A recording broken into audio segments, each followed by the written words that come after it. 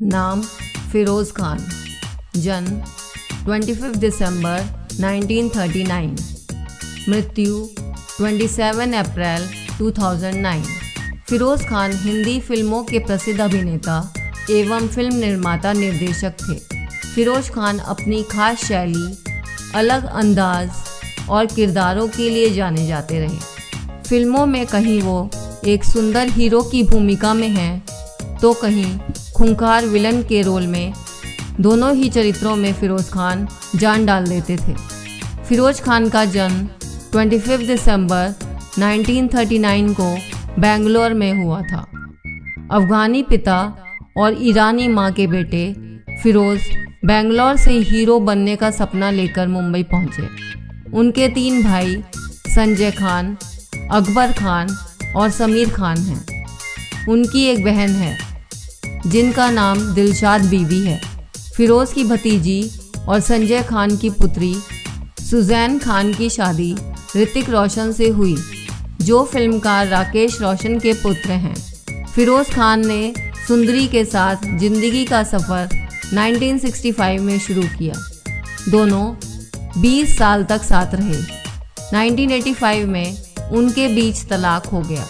फिरोज़ खान के पुत्र फरदीन खान भी अभिनेता हैं। बॉलीवुड में फिरोज़ खान ने अपने करियर की शुरुआत 1960 में बनी फिल्म दीदी से की। शुरुआती कुछ फिल्मों में अभिनेता का किरदार निभाने के बाद उन्होंने कुछ समय के लिए खलनायकों की भी भूमिका अदा की, खास तौर पर गाँव के गुंडों की। वर्ष 1962 में फिरोज़ ने अंग्रेजी भाषा की एक film Tarzan goes to India में काम किया। इस फिल्म में नायिका सिमी गरेवाल थीं। 1965 में उनकी पहली हिट फिल्म ऊंचे लोग आई, जिसने उन्हें सफलता का स्वाद चखाया। अभिनय के लिहाज से फिरोज़ खान के लिए 70 का दशक काफ़ी खास रहा।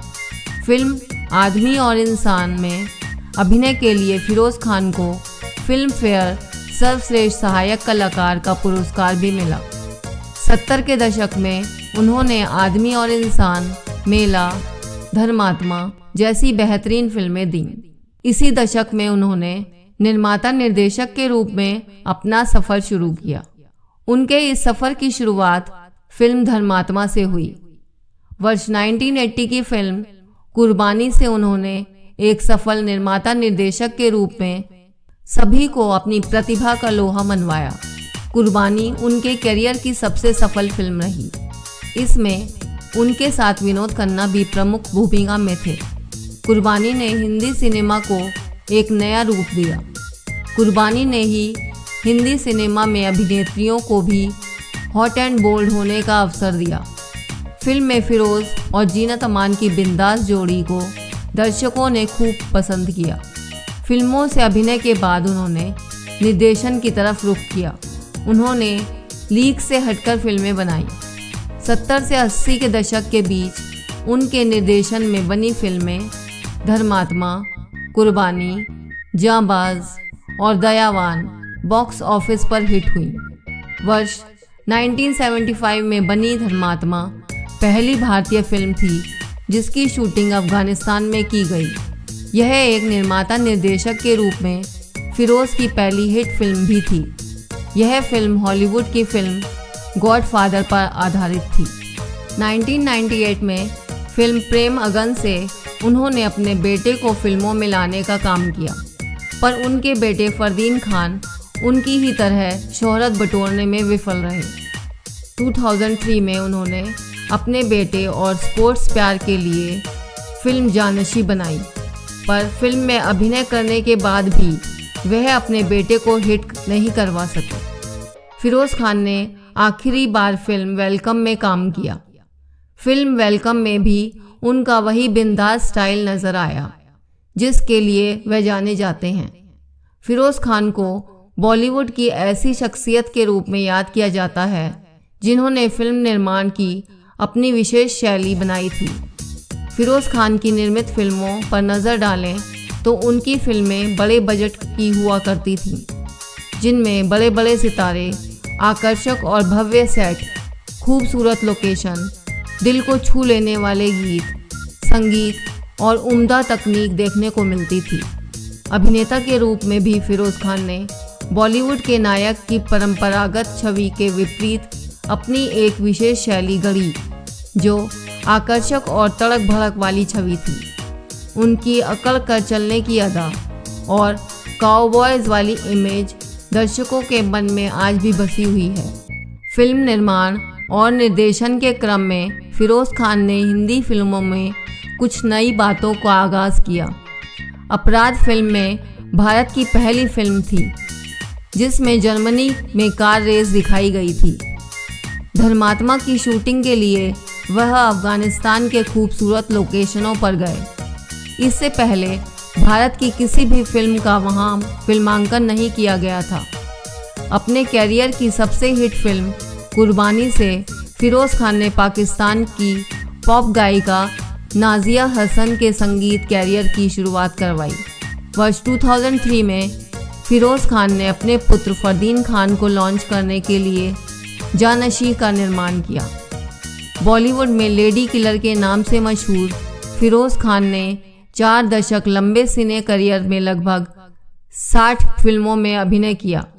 उनकी उल्लेखनीय फिल्मों में कुछ हैं आग, प्यासी शाम, सफ़र, मेला, खोटे सिक्के, गीता मेरा नाम, इंटरनेशनल क्रुक, काला सोना, शंकर शंभू, नागिन, चुनौती, कुर्बानी, वेलकम आदि। फिरोज़ खान की कुछ फिल्में बतौर अभिनेता इस प्रकार हैं: वेलकम, एक खिलाड़ी एक हसीना, जानशीन, यलगार, 2 वक्त की रोटी, दयावान, जांबाज, कच्चे हीरे, खून और पानी, कुर्बानी, जादू टोना, दरिंदा, नागिन, शराफत छोड़ दी मैंने, काला सोना, धर्मात्मा, रानी और लाल परी, अनजान राहें, इंटरनेशनल क्लॉक, गीता मेरा नाम, खोटे सिक्के, अपराध, एक पहेली, सफ़र, प्यासी शाम, रात और दिन, तस्वीर, सुहागन, ऊंचे लोग आदि। बतौर निर्देशक फिरोज़ खान की कुछ फिल्में इस प्रकार हैं: जानशीन, प्रेम अगन, यलगार, दयावान, जाबाज, कुर्बानी, धर्मात्मा, अपराध आदि। फिरोज़ खान का नाम सुनते ही एक आकर्षक, छरहरे और जाबाज जवान का चेहरा रुपहले पर्दे पर चलता फिरता दिखाई देने लगता है। बूट हैट, हाथ में रिवॉल्वर, गले में लॉकेट, कमीज के बटन खुले हुए, ऊपर से जैकेट और शब्दों को चबा चबा कर संवाद बोलते फिरोज़ खान को हिंदी फिल्मों का काउबॉय कहा जाता था। हॉलीवुड में क्लिंट ईस्टवुड की जो छवि थी, उनका देशी रूपांतरण थे फिरोज़ खान। फिरोज़ कभी सुपरस्टार नहीं रहे, लेकिन उनकी स्टाइल के लोग दीवाने थे और उनकी फिल्मों का इंतज़ार करते थे। जब अपनी आखिरी फिल्म में वे लोगों को ठहाके लगाने पर मजबूर कर रहे थे, तो दर्शकों को एहसास भी ना था कि उनकी ज़िंदगी के बहुत कम दिन बचे हैं। कैंसर जैसी बीमारी का पता चलने के बाद भी उन्होंने वेलकम फिल्म साइन की और अपना काम हंसते हुए किया। कहते हैं कि उन्होंने अभिनय की कोई फॉर्मल ट्रेनिंग नहीं ली थी, पर फिर भी उन्हें यह पता था कि कैमरे के सामने कैसे खुद को लाना है। वे हॉलीवुड अभिनेता क्लिंट ईस्टवुड से सबसे ज़्यादा प्रभावित थे कि 70 के दशक में उन्होंने उसी अंदाज को अपने अभिनय की शैली में शामिल कर लिया।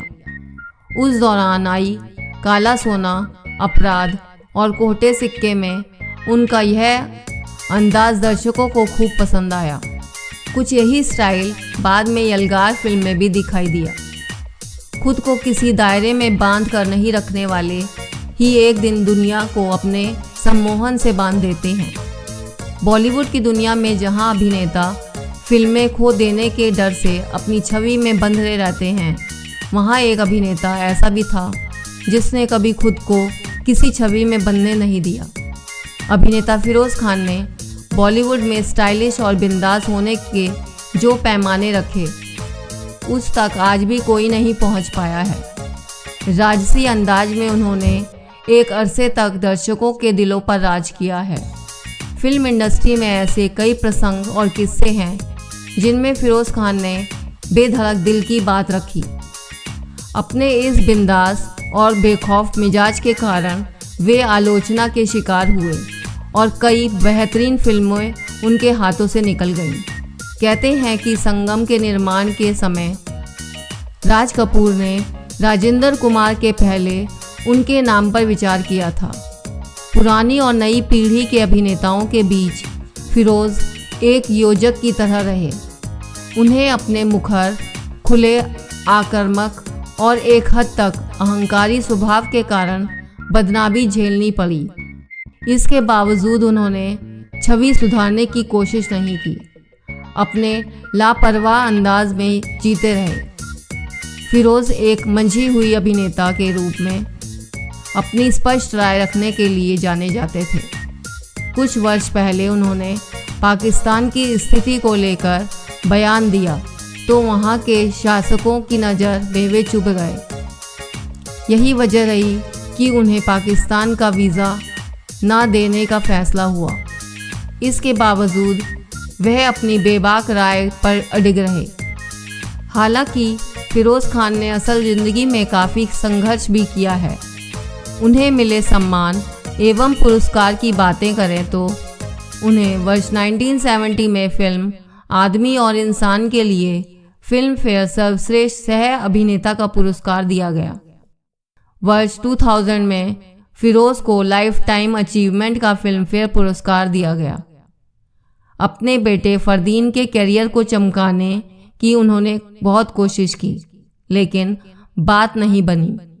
कुछ फिल्मों में फिरोज़ ने चरित्र रोल भी निभाए, लेकिन शेर भले ही बूढ़ा हो जाए वह घास नहीं खाता अंदाज में फिरोज़ ने अपनी आन बान शान हमेशा कायम रखी। फिरोज़ खान कैंसर से पीड़ित थे और मुंबई में उनका लंबे समय तक इलाज चला।